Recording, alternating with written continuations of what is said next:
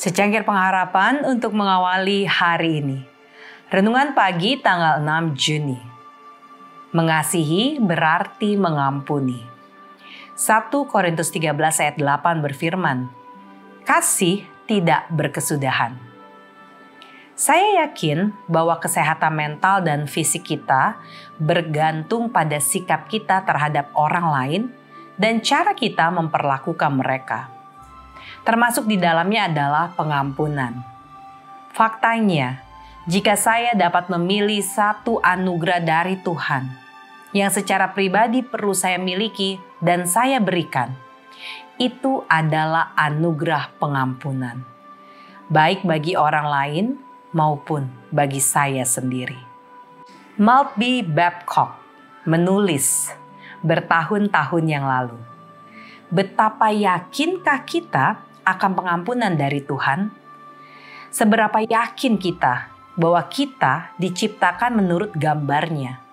Ketika kita mengampuni dengan sepenuh hati dan tanpa memandang siapa orang yang berbuat salah kepada kita. Secara sentimental, kita mungkin merasa dan dengan entengnya kita mungkin berkata, melakukan kesalahan adalah hal yang manusiawi. Memaafkan adalah ilahi.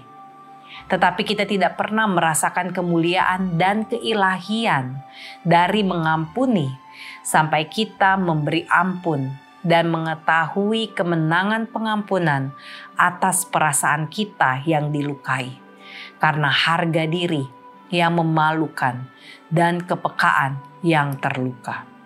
Disinilah kita berada dalam hubungan yang hidup dengan Dia yang memperlakukan kita seolah-olah tidak terjadi apa-apa yang meninggalkan masa lalu dan mengajak kita melakukan perjalanan bersamanya menuju kebaikan dan kegembiraan, menuju hidup yang baru.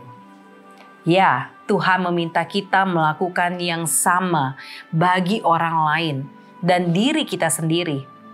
Kita semua mengenal seseorang yang enggan kita ampuni karena alasan apapun. Ada sedikit rasa angkuh yang tersembunyi di sudut hati kita dan muncul untuk menerkam kita ketika orang itu menyerang dengan cemoohan dan merusak harga diri kita.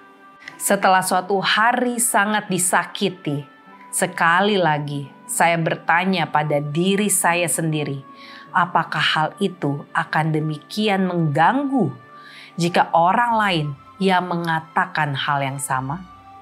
Sungguh mengejutkan menyadari bahwa saya tidak akan berpikir sekali, apalagi 2 kali tentang hal itu. Tetapi dia orangnya. Mengapa? Saya masih belum menemukan jawabannya. Namun pada saat itulah saya menyadari bahwa sikap saya salah dan bahwa saya hanya menyakiti diri saya sendiri, bukan orang lain yang mungkin bahkan tidak menyadari apa yang sedang terjadi. Jadi saya mengampuni dan sekarang saya belajar memperlakukan orang ini seolah-olah tidak terjadi apa-apa. Sebenarnya saya sungguh mengasihi orang ini sekarang.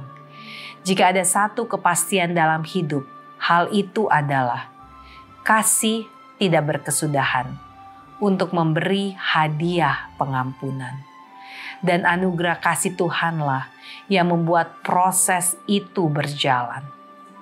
Sungguh sebuah wahyu dan kelegaan karena akhirnya bisa mengesampingkan perasaan saya dan menginginkan kasih yang hanya bisa diberikan oleh Tuhan. Doa kita hari ini, Bapa yang pengampun, berilah kami kasih kepada orang yang menggerogoti harga diri kami. Beri kami kasih yang cukup untuk mengampuni dan kemauan yang cukup untuk mengasihi. Amin.